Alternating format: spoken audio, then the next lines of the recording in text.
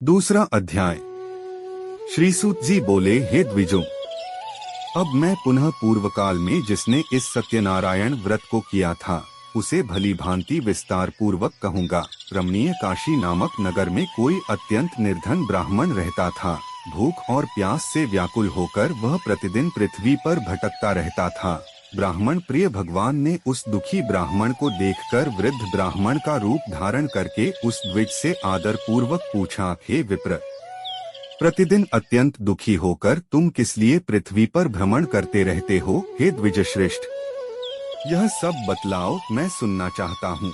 ब्राह्मण बोला, प्रभो, मैं अत्यंत दरिद्र ब्राह्मण हूँ और भिक्षा के लिए ही पृथ्वी पर घूमा करता हूँ। यदि मेरी इस दरिद्रता को दूर करने का आप कोई उपाय जानते हो तो कृपा पूर्वक बतलाइए। वृद्ध ब्राह्मण बोला, हे ब्राह्मण देव, सत्यनारायण भगवान विष्णु अभीष्ट फल को देने वाले हैं। हे विप्र, तुम उनका उत्तम व्रत करो, जिसे करने से मनुष्य सभी दुखों से मुक्त हो जाता है। व्रत के विधान को भी ब्राह्मण से यत्न पूर्वक कहकर वृद्ध ब्राह्मण रूपधारी भगवान विष्णु वहीं पर अंतर्धान हो गए। वृद्ध ब्राह्मण ने जैसा कहा है उस व्रत को अच्छी प्रकार से वैसे ही करूँगा। यह सोचते हुए उस ब्राह्मण को रात में नींद नहीं आई।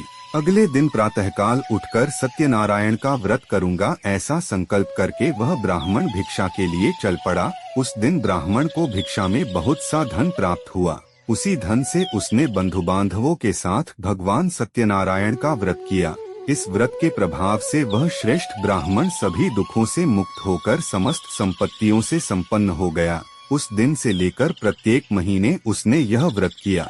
इस प्रकार भगवान सत्यनारायण के इस व्रत को करके वह श्रेष्ठ ब्राह्मण सभी पापों से मुक्त हो गया और उसने दुर्लभ मोक्ष पद को प्राप्त किया। हे विप्र, पृथ्वी पर जब भी कोई मनुष्य श्री सत्यनारायण का व्रत करेगा उसी समय उसके समस्त दुख नष्ट हो जाएंगे।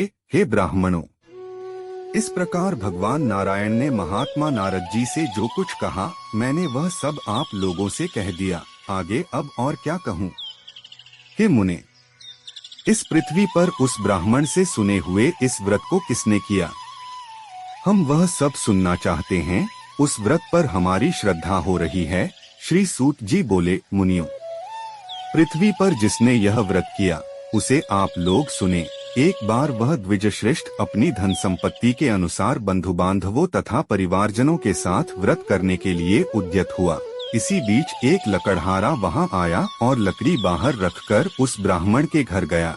प्यास से व्याकुल वह उस ब्राह्मण को व्रत करता हुआ देख प्रणाम करके उससे बोला, प्रभु, आप यह क्या कर रहे हैं? इसके करने से किस फल की प्राप्ति होती है?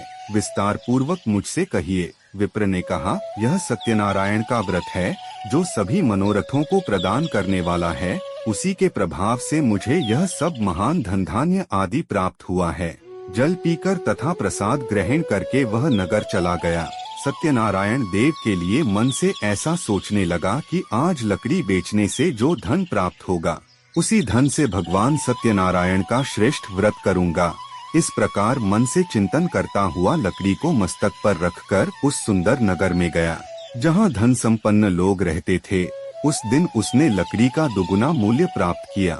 इसके बाद प्रसन्न हृदय होकर वह पके हुए केले का फल, शर्करा, घी, दूध और गेहूं का चूर्ण सवाया मात्रा में लेकर अपने घर आया। तत्पश्चात उसने अपने बांधवों को बुलाकर विधि विधान से भगवान श्री सत्यनारायण का व्रत किया।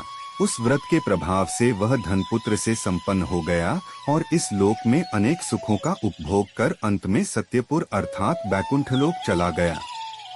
इस प्रकार से सत्यनारायण व्रत कथा का दूसरा अध्याय समाप्त हुआ। बोलिए सत्यनारायण भगवान की जय।